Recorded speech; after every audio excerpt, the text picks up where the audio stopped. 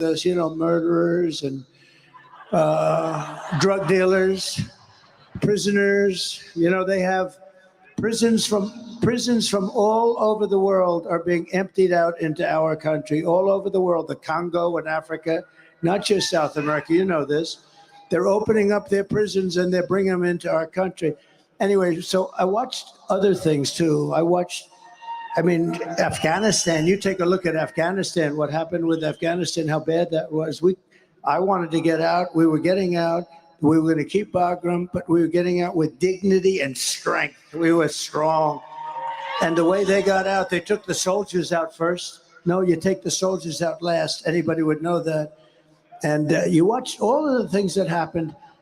And I said, we're going to do this thing. We're going to do it again. And we're doing well. Now we're going to know in 4 days, but we're doing very well. I think we're leading by a lot. And if we can keep that cheating down, because they're a bunch of cheats, if we can keep that cheating down, we're going to have a tremendous victory. I think it'll go down as one of the greatest victories of all time. So we're going to have an exciting time. We're going to have an exciting time. So you were in New Mexico the other day. New Mexico is considered a pretty blue state. What were you doing there? Well, they're also a border state. They have people pouring in by the tens of thousands, and they're being decimated. They're being hurt very badly. They also have a pretty rotten economy for a lot of reasons, but what they really have is tremendous inflation. But beyond that, because I happen to think that the border is the single biggest issue. I think the border is a bigger issue than inflation. Inflation is destroying, and it's a country buster. Inflation, it's broken up many countries, including Germany from many years ago. You look at where there was this was the biggest inflation and the worst inflation we've ever had. They say in 48 years, they don't include a lot of things. It was the worst inflation we've ever had. Inflation is a country buster. So I'm not trying to minimize that, but I think the biggest problem and the worst thing that's happened to this country is allowing millions of people in here that are criminal people. Look, when you empty out your prisons and you put them into the United States, a lot of bad things happen, and they're coming in totally unvetted, totally unchecked. They're pouring in. Venezuela has allowed thousands and thousands of the roughest prisoners in the world to come in. Their crime rate is way down. I think like 70%, 72%. They've taken from Caracas and the cities in Venezuela where they have the problem. They've taken the street gangs and they've delivered them into the United States. Thank you very much. They've taken their criminals. They've taken their drug dealers and drug lords. They've taken them out of Caracas and they brought them into the United States. And it is a disgrace. And we are going to have to do a very large deportation, because you can't live like that. It cannot be sustained, Tucker. It cannot be sustained. I think you know that better than anybody. So I do know. I think it's the gravest crime ever committed against the United States, ever, by any country. Our leaders committed against us. But it does raise the question of motive. It hasn't helped the labor market any. It hasn't helped Americans at all. You've heard a Democratic senator stood up and said the United States military should take these people. We should give them guns. New York City has given them guns, and the police department. You wonder, what is going on here?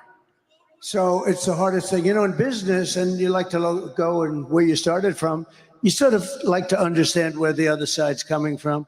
So here you're looking at something. Why do they want men in women's sports? And, I've been doing this now. I was very proud to say I wasn't a politician, but I guess after a while you're sort of a politician. I think you qualify, yeah. And, so, I hate to say it, but you like to know where the other side's coming from. And I'll say, why do they want to have men, and they're so emphatic about it, men playing in women's sports? You see what's happening in volleyball, what's happening in swimming, what's happening in weightlifting. How about weightlifting, where records that stood for 18 years, are being broken by hundreds of pounds? The whole thing is crazy. Then you say, why do they want to have transition, I call them transition operations by the thousands. If you just say, well, I'm thinking about it, they throw you into an operating table and you say, why do they want to have that? Who wants that? Who wants to have open borders, which are, they're all the same thing. They don't make any sense. You know, we're the party of common sense, right? Because I think we're really the party of common sense. And there can only be a couple of reasons. Number one, they're stupid. Well, they're not stupid because you can't be stupid. No, but you can't be stupid and be that good at cheating on elections, okay? Because they're great at that. So they could be stupid. They could also hate our country. They could hate our country. They may hate our country. They may not even know it. You know, they may not, a lot of people don't know it, but they, and the other thing is they want to cheat on elections by signing these people up. And they are trying to sign people up. They're trying to sign people up that don't even know what country they're in, okay? So that's the other thing. So it's one of those three things. Nobody really knows. But you'd say, okay, so I've been doing this for a while. I've never had anybody, I've had people come up and say, gee, it would be great if you could get the taxes down. Gee, it would be great if you could do this. It would be hundreds of things. Nobody's ever come up to me and said, it's really important to me that we allow men to play in women's sports. Nobody. Nobody. And yet it's such a big deal. It's such a big deal. What, so you think the point may be just to destroy, just to break the country? It could be they hate our country. I mean, they may hate our country. And we deal with real scum. I mean, like a guy like Adam Shifty Schiff. He's a sleazebag. And he's probably going to be a senator, if you can believe it. But I call him Watermelon Head. He has the, no, he's unattractive, both inside and out. That is, no, but this is a really bad guy. This is a dishonest guy, not a dumb guy at all. He's got the smallest neck I've ever seen on a human being. He will never be a football player, I can tell you. But he's a smart guy, but he's just a sleazebag. You know, there's nothing else you can. I'll give you, should I give you a little example? I hope you will. I'm really enjoying this a lot. This gentleman happens to like my son, Don, I think, because he likes you. Now, maybe you don't, but he likes you. I have a son, Don, who's a good guy. He's a good guy. He's a wild man, a little wild. I would say he's a little wild. In a good way. But in a good way. He's a very good kid. And I read about, like, all of a sudden, he's involved with Russia. I said, but I know him so well. He's my boy. I know exactly. He knows less about Russia than the cameraman that's sitting right there who's never been. Don doesn't know anything about Russia.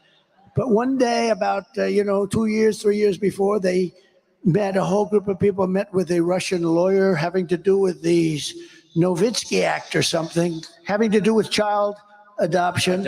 Crazy. But she was a Russian.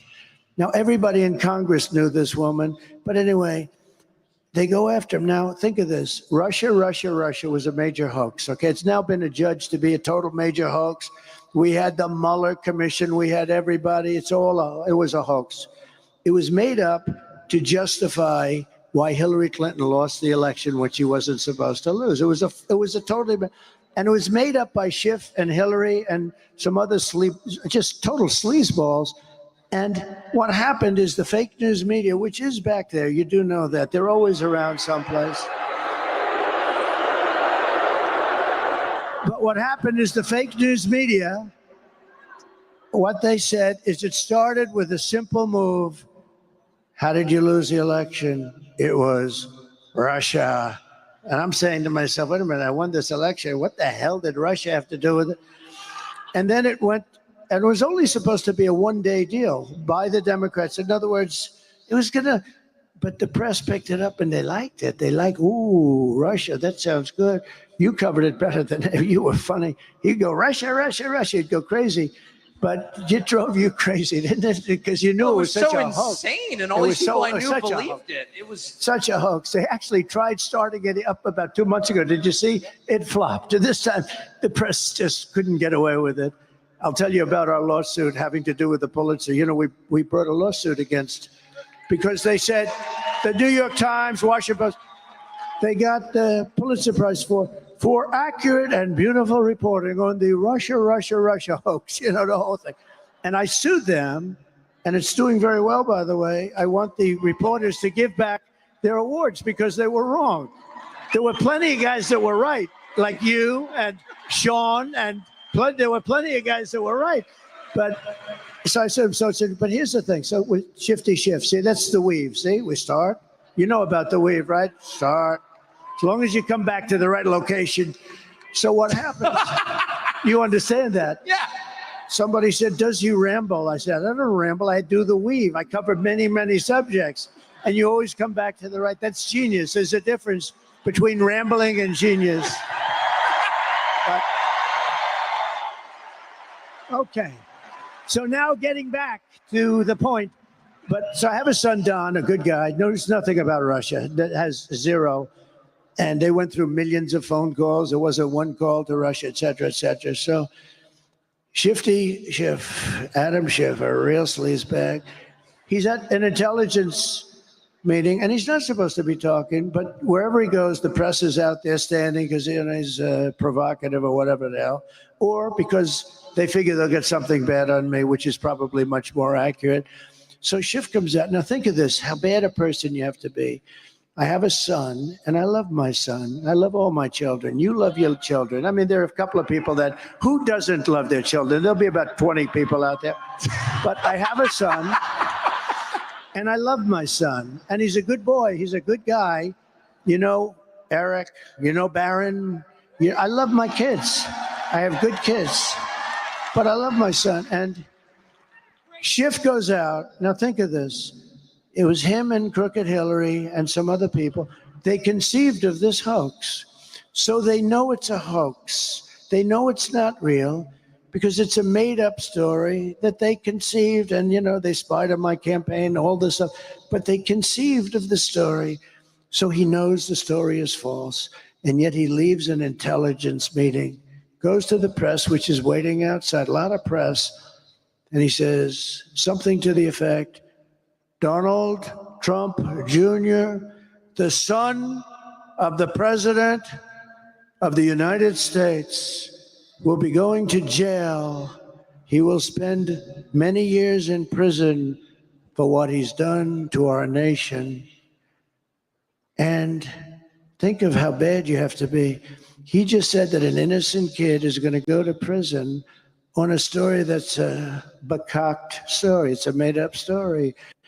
And he said, my son, the president's son, is going to spend many years in prison. I called my son. I said, hey, Don, how's everything? Are you okay with this? He said, Dad, I don't know what they're talking about. He was demented. He said, I don't know what they're talking about. I didn't want to get into it too much because I didn't want to make him nervous.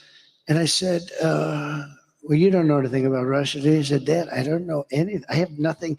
I don't know what they're talking about.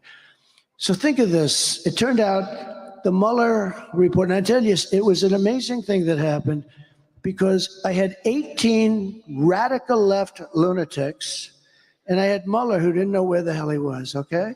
You saw that in the hearings. But think of this. I had no chance. It was a stacked court, but I had an angel in that court. I had somebody that wouldn't allow them to do what some of the sleazebags that you know, and you know who they are. Somebody on that court, and I think I know the person, high quality person, and would not allow them to do what they would have loved to have done, is convict even though you're totally innocent, you didn't even know what the hell. So we were exonerated fully. There was no hoax, there was no anything. We were exonerated fully. But just think of it. Just think, and the Mueller report came out, and it was a complete exoneration. But here's a guy that made up a story that tried to put my son in prison for years. And he knew the story was false. They made it up. How bad a person do you have to be? And I heard the son of the President of the United States is going to jail, and he'll be there for many years on a story. Now, how would you feel if you're the kid? I mean, you're a young kid and you're hearing this crap. Just think of it. But how bad do you have to be? So you know it's fake because he made it up. And you know, he's a storyteller too. You know, he writes little bullshit stories. You know that, right? But I just think they're really, we have some, and you know, I talk about the enemy from within, and they're the greatest con people in the world. Oh, they talk about how dare, that's a threat to democracy. They're the threat to democracy. You know, the amazing thing is where they say, he wants to become elected and he wants to put people in jail. How terrible. That's what they've been trying to do to me for 4 years. And I should say that your son, Don, had 5 small children. Can you imagine threatening a man with 5 kids with prison for a crime he didn't commit? So you said that you were saved in the end by an angel. How have your views about God changed in the last 8 years, and particularly after getting shot? Well, look, I've always been a believer, but I wouldn't say, you know, there's a certain pastor, Robert Jeffress, and I didn't know, his name is Robert Jeffress, nice guy from Texas. And he said, you know, Trump may not be the best Christian of all, but he's the only one going to take us to the promised land because he's the best leader and he's the toughest guy and he's going to be able to get us through this crazy life. And he was a big supporter. And now I have unbelievable evangelical and Christian support because I've done a great job for them and we're together. But he said he may not know the Bible quite as well as other people are supposed to. But, you know, he also did something. They picked Ronald Reagan over Jimmy Carter a long time ago. You know, they said he wasn't quite as religious, but he's the guy that's going to get the job done. And I did a great job with a lot of things having to do with saving religion, because these people want to put religion out of business. These people are, you know, they go crazy when I say the enemy from within. And I said, look, we have China, we have Russia, we have Kim Jong-un of North Korea. We have a lot of people out there. But if you have a smart president, I had a great relationship with President Xi until the China virus came in. And that was a bridge too far, but we'll have a very good relationship. And there's reasons for them to want to like us. There's big reasons. But if you have a smart president that kind of smart, meaning with people, if you have a smart president, somebody that knows what's happening, you're going to be fine. But, you know, we do have an enemy from within. We have some very bad people. And those people are also very dangerous. They would like to take down our country. They'd like to have our country be a nice communist country or a fascist in any way they can. And we have to be careful of that. But they're the greatest con artists in the world, because as soon as I said an enemy from within, they said, oh, he's saying an enemy from within. These are sick puppies, I'm telling you. Well, I mean, I got to say, just objectively, I noticed that the second you left and Biden came in, we didn't have any more Antifa riots, which makes me wonder how is Antifa not the militia of the Democratic Party?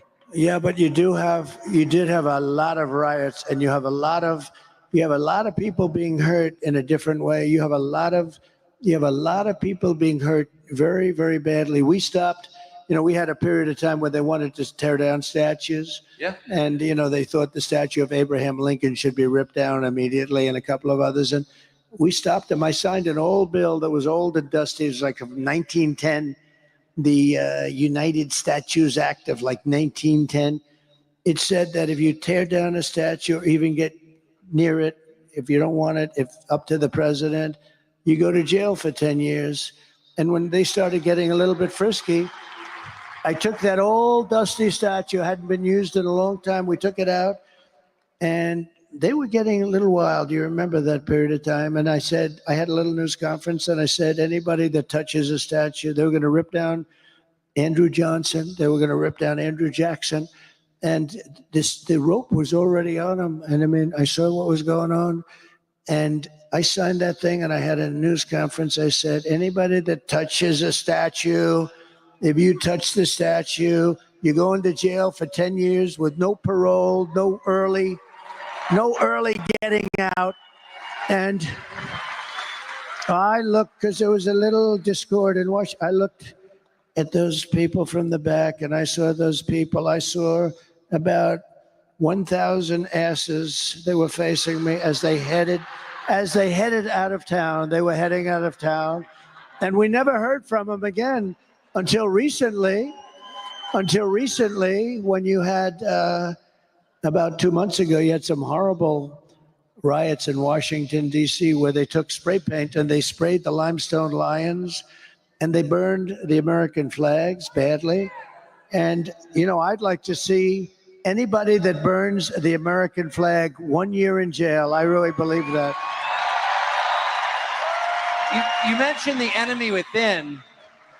It's pretty clear, well, it's not clear, it's a fact that the CIA and the FBI, which are absolutely not allowed by law to have any influence in American politics, because that's the end of democracy, both of them and a bunch of other intel agencies worked against you on behalf of the Democratic Party from the minute you got elected in 2016. And they're still doing it. They're working against you now.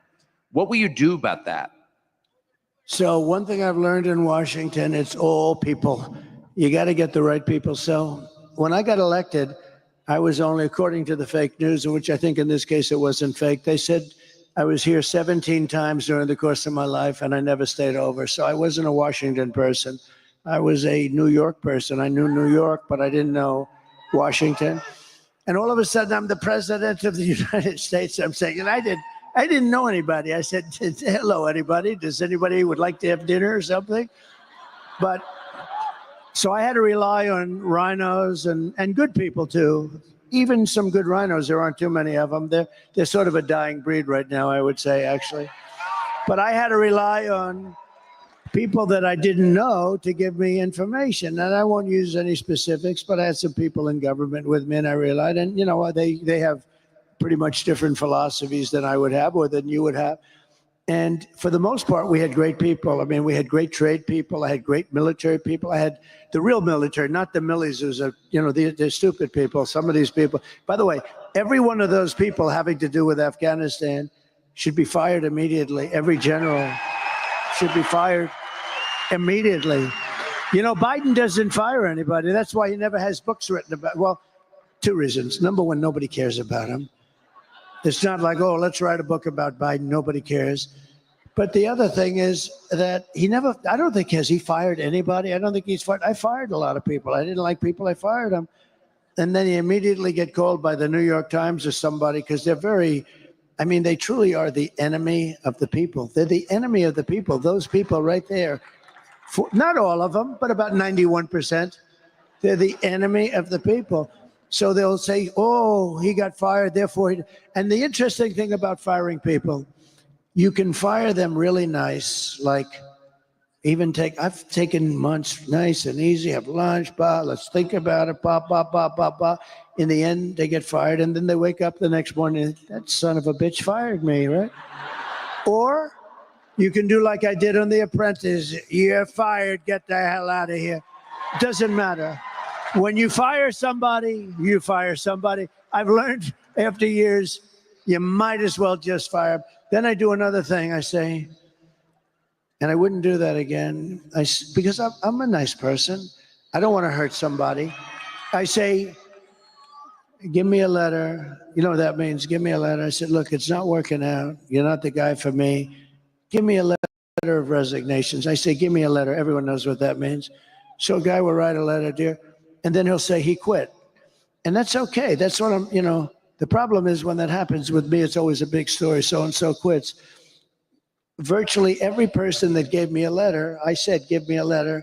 Virtually every person that quit, they only quit because I said, essentially, you're fired. Get the hell out of here. But I want to be nice because I'm not looking to fire somebody publicly. I wouldn't do that anymore. I'm just going to say if somebody doesn't work out, and no matter how good you are, you always have people that don't work out. It's interesting.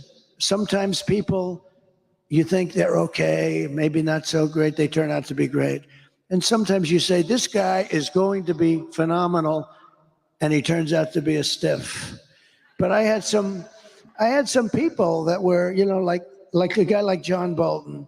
A friend of mine calls me after I put him on. He said, don't hire that guy. He's no good. He's bad news. He's dumb as a rock and all that stuff. I said, it's a problem, but I like him for a different reason. He's the one that got Bush, him and Cheney and a couple of other of these lunatics. They got them to go into the Middle East and to create war in the Middle East, to spend $9 trillion. Remember, I used to say, don't go into Iraq, but if you do go in, keep the oil. Well, they went in, but they didn't keep the oil. They didn't keep anything. You know, Iraq is a massive oil country. They have $400 billion right now. But I said, don't go in. But I said it as a civilian, so people cared because for whatever reason, I get a disproportionate amount of publicity. And someday he's going to explain to me why. Will you explain that to me? So even as a civilian, sort of, before I ran, but I'd be very much, involved with things and statements that call and ask. But I said, don't go in. They went in. It was such a bad decision. So Bolton, see again, you get back. Bolton, a real dope. But I thought he'd be great because he was so stupid. He was like a boiler. Every time, if somebody shot down a little tiny crappy drone that cost about $15, he'd want to go to war with Russia. I said, no, I think he was great for me, though, for a period of time because he was a nut job. And everybody, I could see his face get red with that stupid white mustache. And he'd be ready to explode. And this was good for me. I went to Kim Jong-un in North Korea. I took this moron with me. And he never said anything. But when Kim Jong-un saw him, he said, oh, shit, I think the guy wants to go to war. So he was great for me to negotiate with. The same thing with Russia. You know, when Putin saw him, I'd be very nice. I'd say, hi, Vladimir, how you doing? And then Putin's, 2 rows back. And I'd see that moron and I'd say, holy shit, this guy wants to go to war with me. And I got a lot of what I wanted. You know, we killed, as you know, the Nord Stream 2. I killed Nord Stream 2. That's the other thing that's great. Their PR sense, their political sense, very interesting. They love to say that I was a friend of Russia. I worked for Russia. I was a Russian spy. These people are sick. The biggest job Russia ever had is Nord Stream 2. This is the biggest pipeline like in the world. Goes from Russia to Germany and all over Europe. I killed it. Nobody would kill it but me. I stopped it. The thing was half built, dead. Then there's obviously, look, in all fairness to Biden, he was dumb 35 years ago. He was a dumb guy. It's true. It's true. But he comes in and he approves it, but he stops the Keystone pipeline, which really we need. That's our pipeline. But think of it. Wrong country. Yeah, but think of it. It's rough. It's rough stuff. He stopped. I said, wait a minute, it's supposed to be the other way. Let Keystone go, but stop the Russian pipeline. And I went to the Germany and the different countries, but mostly Germany, and say, so let's get this straight. We're helping you and guarding you from Russia, but you're paying Russia billions of dollars a month for oil. How's that working? That's not working, dude. I mean, the whole concept. Anyway, I stopped it. And then I keep reading stories that, oh, I was a puppet for Russia. Putin actually said to me, if you're a puppet now, I'd hate to see if you were angry, because this was the biggest economic job. This was the most important thing that they probably had ever done, and I stopped it. It's all about the people, Tucker. If you have the right people, it goes beautifully. It's like in my real estate business. If I have a good building here and I have a good superintendent of the building, and that guy's doing a great job, and I've done it over the years with my father, would have a building and another building, and you'd have a great super here and a lousy super there. The one here, the building, everything was perfect. Over here, everything was crappy. Then we had so now I say, let's take this super, move them over here. It worked beautifully for there, but not for there, because now all of a sudden that one doesn't. It's all about the people. You gotta put the people in.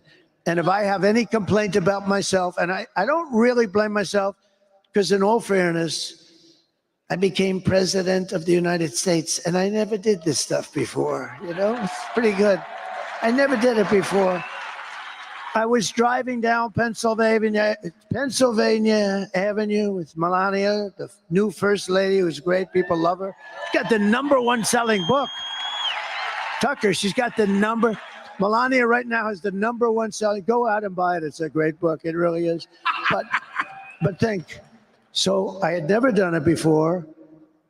And I do it. We had 18 people, including me. We had debates, and all of a sudden we had 17, 16, 15, and they started disappearing. And a lot of people thought I was doing it just for fun. You did. I think Tucker did too. He thought I was having a good time. I was having actually having a good time. But all of a sudden, did you notice they started to disappear? Then you have 10 people, and then you had low energy people. You had a lot of interesting people. And then I came up with nicknames for everybody, and for the most part, they were extremely destructive, right? We had some beauties. We had some like Pocahontas because I don't use my Republican names anymore because I'm friendly with all those guys. We retired those names. But all of a sudden they start. And then we get down to 10. So now 8 are gone. And we're down to 10. Remember, we needed 2 stages because there were so many. I said, we have the children's stage and then we have the grown-up stage. And it was all based on the numbers, the ratings, the numbers, your popularity, how you're doing. So then we're 10, then we're 8. Then we're 5, then we're 4, 3, 2, 1, right?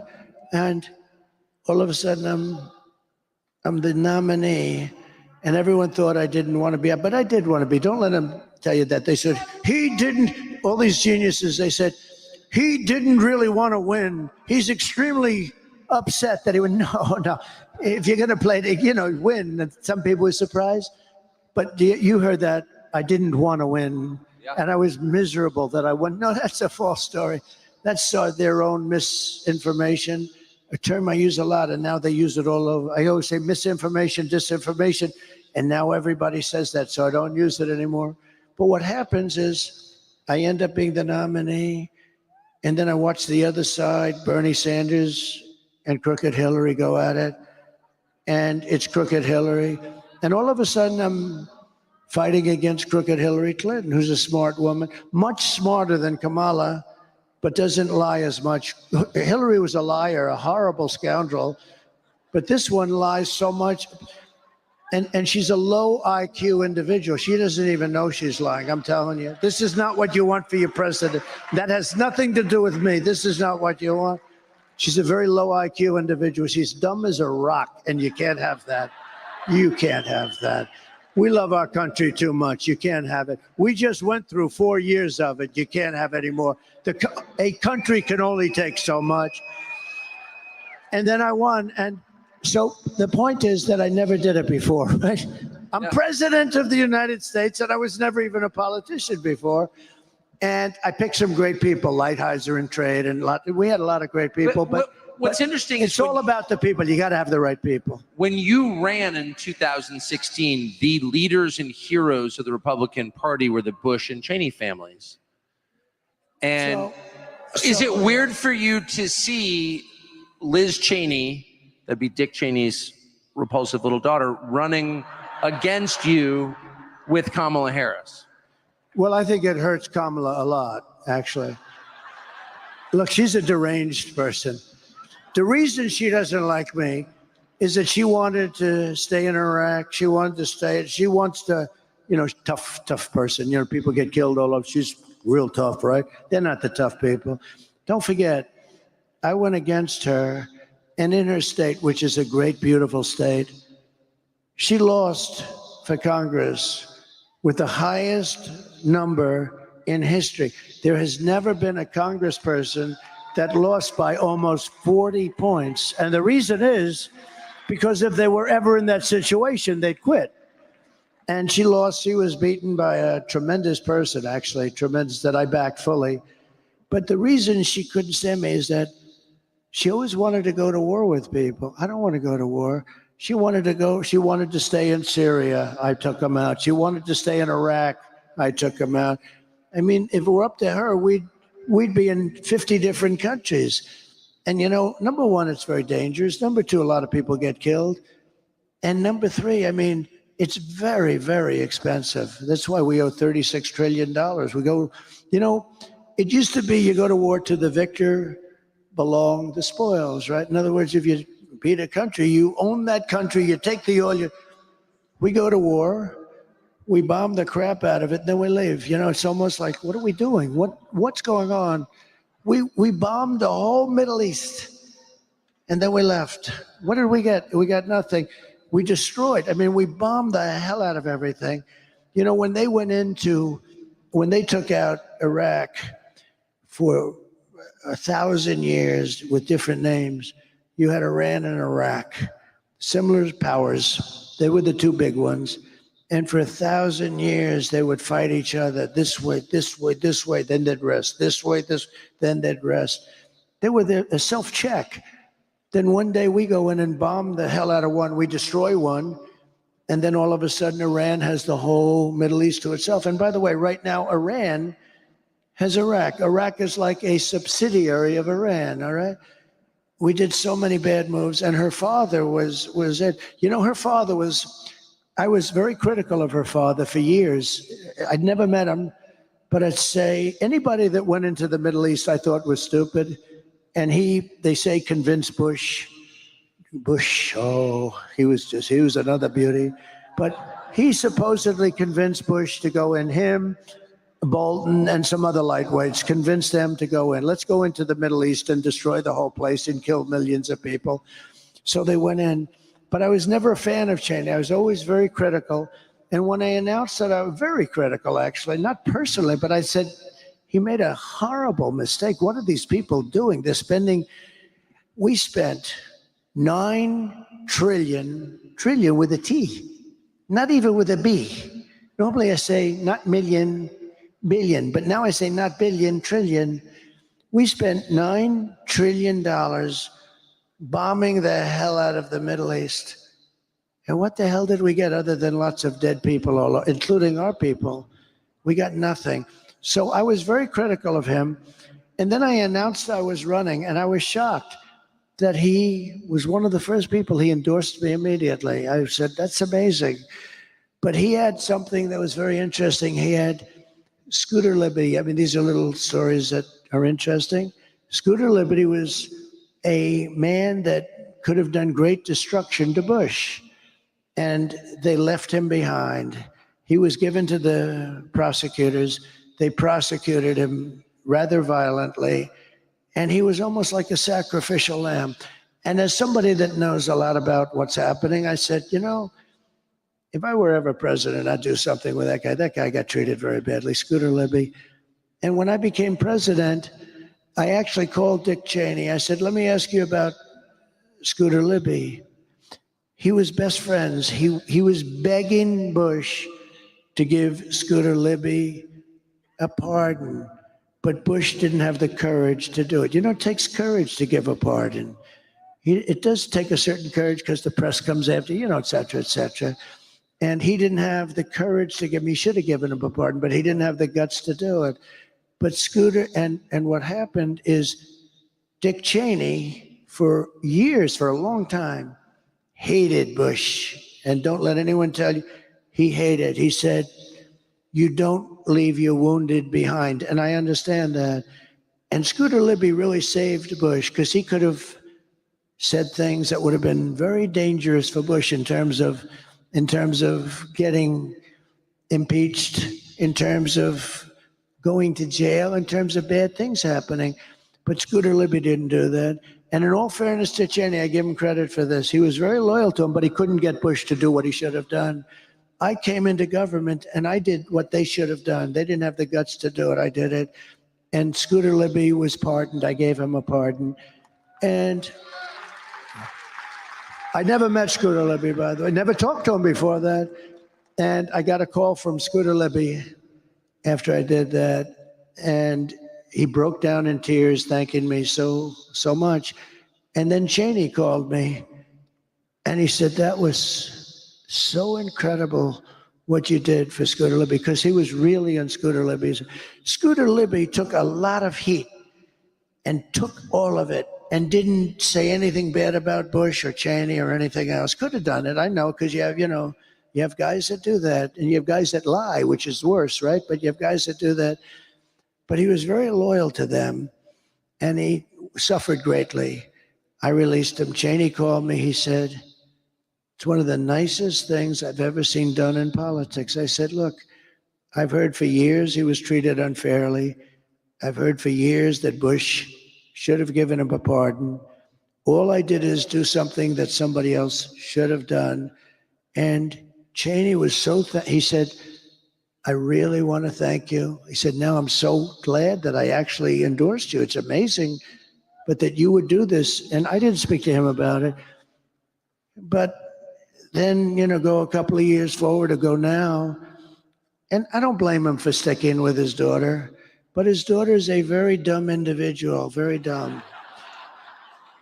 She's a radical war hawk. Let's put her with a rifle standing there with 9 barrels shooting at her, okay? Let's see how she feels about it. When the guns are trained on her face. They're all war hawks when they're sitting in Washington in a nice building saying, oh, gee, let's send 10,000 troops right into the mouth of the enemy. But she's a stupid person. And I used to I'd have meetings with a lot of people, and she always wanted to go to war with people. So whether it's her, whether it's Dick, I was surprised a little bit with Dick Cheney. I didn't know him at all. I only had essentially the 1 or 2 phone calls, and it was only a call saying, thank you very much for doing that for Scooter Libby. That was nice. And Scooter Libby, by the way, was beyond, he couldn't believe that it happened. Nobody would do it. They should have done that for him years before. But I was a little surprised because I actually thought that Dick Cheney would go with me over his daughter, and he didn't. And you know what? I understand it. It's your daughter, and you go. But she's a bad person. One other thing, they had the J6 committee, and I say this for the fake news back there. They learned a lot of phony things, like that I took on when I was in the car. Take me to the Capitol, I said, according to this young lady. And then they said, sure, we won't do that. Well, number one, if I said it, they do it. But I had 2 people, Secret Service guys, both extremely rough guys. One was like a karate champion, one was a weightlifter. She said, I grabbed the one by the neck, and when I was rebuffed, I went over to the other one, and I grabbed him in a chokehold or something. And actually, no, but how ridiculous, okay? Just not my thing. You would know. Hey, we can be tough, but it's not my thing. I wouldn't do it. I said, actually, can we go down to the Capitol? They said, sir, it's better if we don't. This was before anyone knew there was a problem, because there's a lot of people and it's going to be tough. Probably not. And we had more people than I've ever seen up at the ellipse, up on top. And a small group went down to the Capitol. But I said, can you take? They said, sir, it's really a little bit tough. I said, that's okay. Whatever you think is, she had me grabbing the one around the neck and being rebuffed. And then I grabbed the other one. And I know them both very well. Bobby. I know Bobby wins, Bobby. And they're good. And they're good guys too, but they're tough guys. I think they probably could have rebuffed me. I'm a little bit older. But friends of mine love the story. They said, leave the story. You sound like the toughest dude around. It's a great story. But it was totally made up. It was all made up. But here's the end result. The J6 committee, they call it the J6 Select Committee, like select. They're not select, they're scum. So what happens, take a look at them. They're all political hacks. But here's the thing that bothers me. They found out all this stuff was untrue. They found out her story was untrue. The 2 guys in the car testified. It's ridiculous, they said. It is ridiculous. Can you imagine? They also, I think, said it was the Beast, and it wasn't. It was one of the other ones, but you can't even get your hands through. But to think that I would be taking on 2 nice young guys simultaneously. All right, Sam, I'm ripping one and ripping the other. Are they? They're crazy. And then I went back to the White House, which I love, and I started throwing hamburgers all over the place. Okay. Finish the story. It says, what happened is terrible. They went a year and a half, and Kevin McCarthy, who's a very nice man, he made a mistake because we wanted Jim Banks and Jim Jordan on the committee, and so there'd be like 8 to 7 or something. And called me on this. He said they didn't want Jim Jordan. He's a fighter. They didn't want Jim Banks. He's a fighter. And so Kevin said, we don't want anybody on the committee. We think this committee's a sham. And I understood that was good for a day, but for the 2.5 years, we had nobody to fight for us. In other words, we had a committee. You know who was representing us on the committee? Crying Adam Kinzinger and Liz, the moron Cheney. That was who was on the committee. So these were the two Republicans. Kinzinger, who was a total whack job, and Cheney, who was worse than him. This was so they talk about it was a bipartisan, they call it a bipartisan commission. And I think I'd never liked the idea of not, because even if you didn't have Jim Jordan, who's very good, and Jim Banks, we have a lot of great people that would have been good, and they would have, they would have mixed it up. End result, like they finished their report, they burned and destroyed and deleted everything. Everything. And nobody, and you know why? Because they found out that Nancy Pelosi, it was her fault. She didn't put the security. I offered 10,000 National Guard or military. They found out it was Nancy Pelosi. They found out that the stories about me attacking two very tough guys that are slightly younger than me, just a few years, that wasn't true. They found out that much of it wasn't true, and they were very embarrassed. So the Unselect Committee, I call it the Unselect Committee, which I always thought was a great name because it was a select, I call it the Unselect Committee of Political Thugs. What happened is, think of it, end of the story, they deleted and destroyed all evidence, all documents. There's nothing. And the reason they did it is because they were guilty as hell. It's the greatest cover-up. And the fake news back there will not cover it. They've never even, I think, done a story. In other words, when you go into court, we want that information. There is no information. It's been destroyed. Everything's been destroyed. We have a very crooked government. Remember that. And we're going to straighten it out, and we're going to make it an honest government. So I have to ask you about the pardons. I keep hearing you're considering pardoning Hunter Biden. Is that true? And if so, why? No, I mean, I've never, look, I don't like the idea of what's happening. I don't like it at all. They've weaponized government, but they've weaponized it against me like nobody's ever been weaponized. The big case was the documents case. We won the case in Florida. We're winning other cases too. But I've had to devote money and time to this. Instead of running against these stupid people, I had to devote a lot of money and a lot of time, which is what they want. I had Fani, F-A-N-I. To me, it's Fanny, but she said Fani. I think she changed it once she became the DA. She wanted to put a little French accent on Fani. And her lover boy, Wade, who was hired for like $1 million because of his expertise in whatever the hell law, RICO. But he never did a RICO case. And then they would take sailing trips like 6 times during the year, 6 times. Who the hell goes away or to sail for 6 times? Nobody. And he got paid a lot of money. He took that money, they took trips. There's a whole thing, but that's just one. They totally controlled it. They control the Manhattan DA's office. They had their man in the Manhattan DA's office. He was there. They put a man in the Manhattan. They put a man into the Letitia James office. They had a guy running the whole thing. It's all run out of Washington. They went after, in the Attorney General's office, they had people. But think of it. They went after their political opponent. That's never happened to any great extent. Maybe a little bit someplace, I don't know. Nobody knows of it. But it's never happened to any great extent in this country. It happens in banana republics a lot, and it happens in third world countries, but it's never happened. They went after their political opponent. So it's hard to believe that I'm winning, it seems, by a lot. If they don't cheat too much, if they don't cheat too much, we found a lot of things over the last 3 days. You've seen that. We found a lot of votes, and in a certain county, in York County, Lancaster County, we found a lot of bad votes. There were 2,600 votes that happened to be written by the same pen, same hand, same signature, same everything. Maybe there's an explanation for that. 2,600 votes.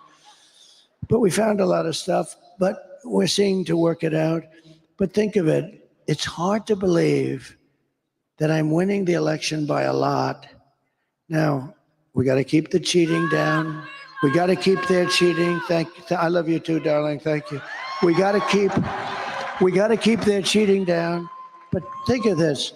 With all I've been through, with these animals coming and what they've done to this country, how they've hurt this country between the borders and between the weaponization. And think of it, I'm leading by a lot. I'm leading in every single swing state with all of the stuff they've done, where I've spent millions of dollars. I've spent millions of dollars on legal fees. Half of my time is taken up by this. They can campaign. Half of my time is taken up. And they're the dishonest ones. They flip it. They're the dishonest ones. But it's hard to believe. I said to somebody last night, can you believe the numbers came out last night? I'm really leading by quite a bit. Now, a lot of things can happen. Who knows? It flips, maybe. I don't know. But I'm leading by a lot. I said, can you believe I'm leading by a lot?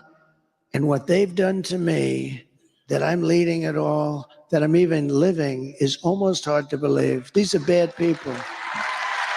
So you've expanded and changed the Republican Party. And one of the amazing things that I have learned is the Republican voters really care about issues I didn't realize they cared about, like clean air, clean soil, clean food. You've won somehow the full-throated endorsement of Bobby Kennedy, lifelong Democrat, who's now like a full-time surrogate for you. He's a very, very good man too, by the way. So what's that going to look like after you get elected? Well, I feel interesting about this kind of stuff. I like to, number one, get elected. I hate to talk to stuff. A lot of people, they set up, I know that even when I ran, Hillary had an office set up where they were interviewing all the, I don't want to do that. I want to get elected first, and then we'll cram a little bit. But, I don't like doing it. No, I remember she set up this big office. They're interviewing people for jobs. And actually, you're supposed to do it. But I want to win. I want to win in 5 days from now. It's almost 4 days from now, right? In 5 days from now, when we have a victory, we're going to have the best people. Here's the one difference, one big difference between now and 2016. I know Washington and the people through testing, real testing, better than probably any human being that's ever hired people. So I went from not knowing anybody and having to rely on, in all fairness, Mike Pence and many other people. I had Mike Pence and I had others, and they would recommend people. Sloppy Chris Christie recommended some people. And I wouldn't have used him had I known, but you rely on people. And by the way, I hate talking about this because we had mostly great people. Think of it. We had the greatest economy in the history of our country. We rebuilt the entire U.S. military. We defeated ISIS, and we had no wars. We cut more regulations than anybody in the history of the country times 5. And, but we had the best economy in the history of our country.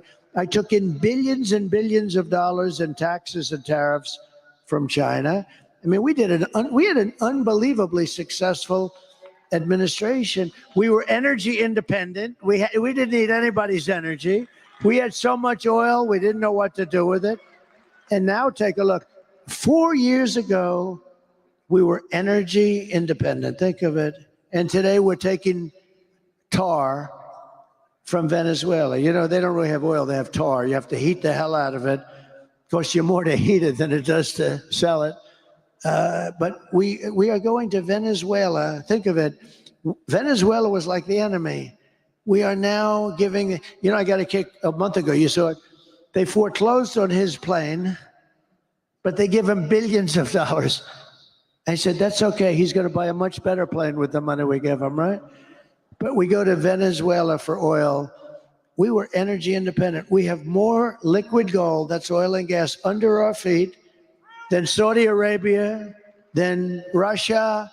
And we were going to be not only energy independent, within 6 months, we were going to be energy dominant. We started off at number 4. And when I left, 4 years later, we were number 1. We were much better and bigger than Russia or Saudi Arabia. Think of that. But we were going to be triple the size of both. And we were going to supply it to Europe. We were going to supply it to Asia. All over the world, we were going to supply. We would have made a fortune. But then we had a little mishap with the election where I got more votes than any sitting president in the history of our country. You do know that. More than any sitting president. The only one that supposedly got more votes, and I wouldn't believe it, was Sleepy Joe Biden, who campaigned brilliantly from his basement. People had no interest in this guy, but he got more votes than anybody in the history of the United States of America. So anyway, so bad things happened, but we had something going that nobody had. I mean, we had an unbelievably successful administration, but I also put in some people that in retrospect I wouldn't have used, but I had to rely on other people for recommendations. Now I know everybody. I know the dumb ones, the smart ones, the weak ones, the strong ones. I think I know everybody, and I've got people that I think will be great. With that being said, you pick people and sometimes they disappoint you. Everybody knows that. And then you pick people and sometimes they turn out to be better than you thought. But for the most part, I tell you what, I think we have some incredible people in Washington. We really do. We have some great people, and I now know, I believe, for the most part, I know who those people are. Do you think Bobby Kennedy and Elon Musk will be influential figures, without being specific about what those roles will be, in your administration? Yeah, I do. I think so. Look, Bobby, let's talk 2 of them. Elon's so good. You know where he is right now? He's in Pennsylvania campaigning for me. Elon, that rocket ship, right? No, it's so great. He docked that big monster, 22 stories. I thought the sucker was going to be, it's a very crazy story. I mean, I saw it coming in on television. I was talking to I told the story tonight, but I thought it was I'm talking to this very important guy, not as important as Tucker, but important, a big shot. Somebody everybody would know. Talking to him, I'm bored, stiff. He's a boring guy. Oh, who is he? So anyway, no, I'm talking to this very big shot, important guy, and I have the television muted. This thing's going on, the whole thing was really boring. Then I see this monster thing coming down. I see fire all over, fire left, right, and I'm looking, I'm saying, hey, could you hold it a minute? Yeah, sure. I said, yeah, I just want to see something. I put the phone down. I sort of forgot, and I didn't pick him up for like 50 minutes, and 5-0. And you know what? Because of the fact that I was president, and I very well might be president again, he held on the whole time. Can you believe it? But it's true. I pick the phone up. I say, oh, shit, the phone. Hello? Hello? He goes, hello? The poor guy. But I had to see this. And I turn it on. I see it. Now, you have to understand, it left. I saw it leave, and it was beautiful white paint. Now it's coming down, and it's just dark brown. It's coming down at 10,000 miles an hour or something. I think it's 10,000. It's coming down at levels of speed that nobody ever even conceived of. And it's all burned and it's rough. But it's coming, and now it's turned around. It turns around. And you have the gantry, the big, beautiful gantry. And it's coming, and it's going to, I said, oh, it's going to crash, because you see at that bottom, this section right here, that sucker's, oh, I'm going, come on, baby. Come on. And I didn't know, actually, if I'm watching a science fiction movie or am I watching the news, I didn't know what the hell I'm watching. But I see this thing coming down, and all of a sudden it's going into the steel, the big steel gantry up here. It goes to things like 20 stories tall, too. It's going to crash. I said, oh, shit, it's going to crash. Coming down. And the lower section, right, it's coming right, it's ready. And then all of a sudden, whoa, fire, flames come pouring out of the lower section. It's jets. And they're pushing it over right here. And then it comes down. And I'm saying, I mean, is that the coolest thing you've ever seen, right? Is that the coolest? If you don't think I want a guy like that working for us, so, you know, we've got to cherish our brilliant people. They don't treat him right. We've got to cherish our brilliant people because we don't have too many of them. Nobody does. Nobody does. So Elon, talk Elon first. Elon wants to, by the way, I'm having a great time up here. Are you having a good time? This guy. Is he the greatest interviewer? He asked me one little question. I talked for 20 minutes, and they're going to say he's better than Larry King at his prime, right? It's an easy job. Is that the greatest? You're an easy interview. He is great at what he does. There's few like him, I will tell you that. So with Elon, here's a theory, and he's right, that there's unbelievable waste and fraud. Like, I saved much more than $1 billion when I came into the White House in one day when I said I'm not going to pay that much to Boeing for Air Force One. And they ended up taking much more than $1 billion off the price. It took about a couple of weeks, saying I'm not buying it. No, I don't want it. But there's a plane that you're saving much more than $1 billion. And you've got thousands of things like that. Not as much, and in some cases, much more. They're building an aircraft carrier, the Gerald Ford. The thing came in at $20 billion for a boat, $20 billion. And it doesn't work because they decided to use electric catapults that throws the planes off instead of steam. They decided to go electric. Why are they people that going all electric? By the way, I'd end the electric mandate on cars day one. You should have electric, but you got to have gasoline. You got to have everything. That'll come off on day one. Many things will be done on day one. Your head will spin when you see what's going to happen, the stupidity. But what I like about Elon, Elon's a great cost cutter.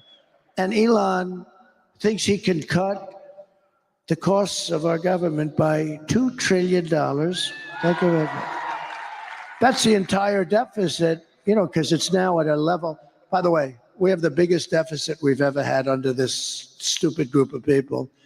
But he thinks he can cut $2 trillion without affecting anybody, just through, and I think he can do that. I do. I believe that. And that's really what he wants to do. He doesn't want to work. He doesn't want to become a secretary of something. I'd love to have him, to be honest with you. But he doesn't want to. He's doing a couple of other things, like rocket ships. He sends, Tucker, he sends 92% of the rockets that go up are his rockets. Think of that. Russia, China, and us, 92% are him. And he's the only one. I asked him, I said, are you the only one that can do that? He's the only one that can land it like that. And he said it'll be years before they can do it. He's a great guy. He wants to cut costs. That's what he wants to do. He wants to save the country. He said that if Trump doesn't get elected, the country is finished because, he understands me. And I understand. I got to know him a little bit in the White House, but much more so over the last few months. He endorsed me. He gave me an endorsement that was so beautiful. He said, if Trump doesn't win, I think this country is finished. He's worried about the country. He's worried about it. He thinks he can save $2 trillion, in which case we don't have a deficit. The whole thing would be $2 trillion a year, by the way, a year. And I will definitely, now, Bobby is great. The only thing I'm a little bit worried about with Bobby, so I want him to work on health. And I think there's nobody like him. I think he's right with so much of the things he's talking about. Because, we're not a healthy country. If you look at some of the countries in Europe, they're much more healthy than us. We're a rich country. I mean, you know, we got to get rid of a little debt, but that's okay. We've typically been very good at that. I've been very proficient at that. I've had it both ways. I've had a lot of debt and I've had very little debt. And as you get older, having very little debt is much better, believe me. But you know what? He really wants to, with the pesticides and the, you know, all the different things.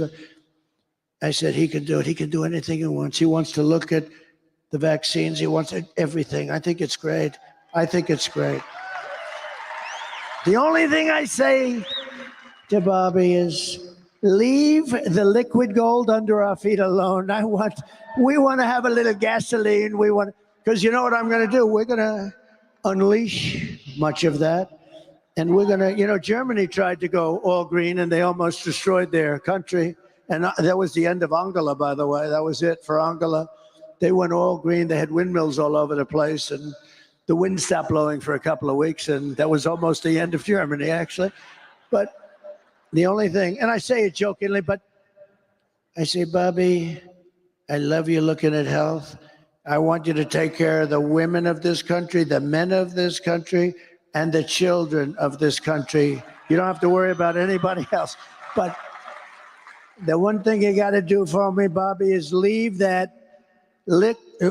what's under my feet, the oil and gas. You leave that to me, Bobby, because we're gonna make so much damn money, and it's clean. It's gonna make it clean. We're gonna make, you know, look, China doesn't have that. That's why China's going electric. If we go electric, we're playing right into their hands. We have oil and gas. They don't. They have things for making the batteries and other things. They're going to make the electric cars. We're not going to be making the electric cars. The problem with the electric cars, and I think they're great in a smaller application, they don't go far. They cost too much, and they're going to be made in China. 3 minor problems, okay? But if you listen to this government, they want to make army tanks electric because they want to invade countries with their army tanks in a very friendly way from the pollution standpoint.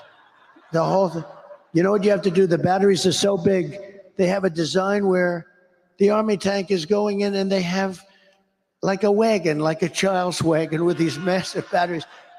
We're going to have these green wars? These people are crazy. No, they want trucks to be all electric. The problem is they don't go far. That's a problem. You know what else is a problem? So the trucking industry comes to see me because they think I'm going to win. And they come in to see me. And these guys come in, and they're great guys. They've been in like Roger Penske. How good is Roger Penske? The guy's won, but he's in the trucking business too. He's won like 19 Indianapolis 5. Think of how good this guy is. Japan spends billions on coming up with a race car. Germany spends billions. I don't know if they've ever won, maybe 1 or 2. Roger Penske is an incredible guy. He won 19 Indianapolis 500s. It might even be 20. That was 2 years ago. I gave him the Presidential Medal of Freedom because I said he deserves it. After the 19th, I said he deserves it. But the truckers came in to see me. They say, sir, they want us to go all electric and it'll destroy the industry. Why? Because a truck is 2.5 times heavier if it's run by a battery. I said, that's not good. I don't like that. What does that do to the bridge? He said, how did you pick it up so fast, sir?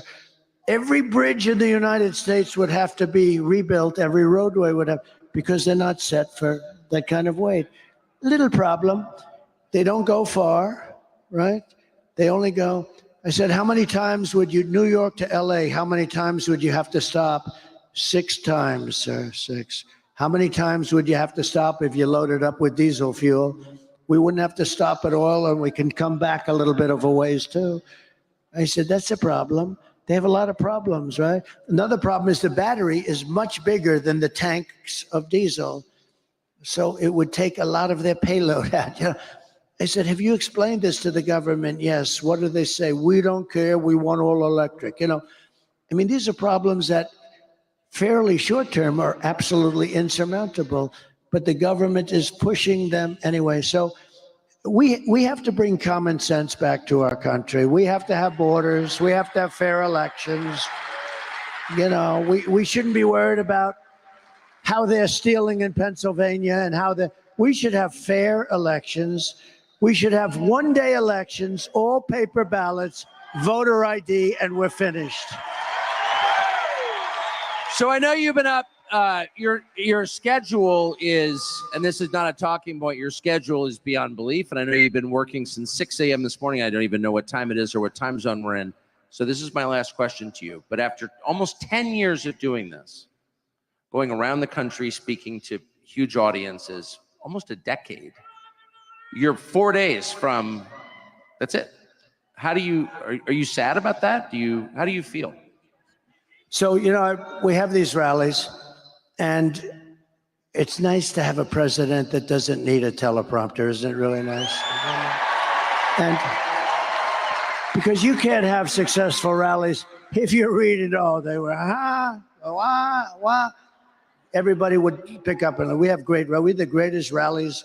Even look at this crowd, although I would assume they're here for Tucker, mostly Tucker. Look at this crowd of people you have here. This is not a normal. This isn't normal. People too. No, this isn't a normal situation. I mean, what the hell time is it? And you go back, this is a monster building. I don't know how many people you have here, but you also have a lot of people outside. When we were driving up, there are thousands of people outside. Okay. So I was making a couple of days ago, and I said something that I've never said. I said, I've been doing this for 9 years, and you've been with me. This is the greatest political movement in history, by far. By far. It's MAGA. It's called Make America Great Again. I'm going to be nice to him. When our president, when our slightly off, I mean, look at the way he performed in the debate. They should have never taken it away from him. Look at the way he performed. He was brilliant. Okay. So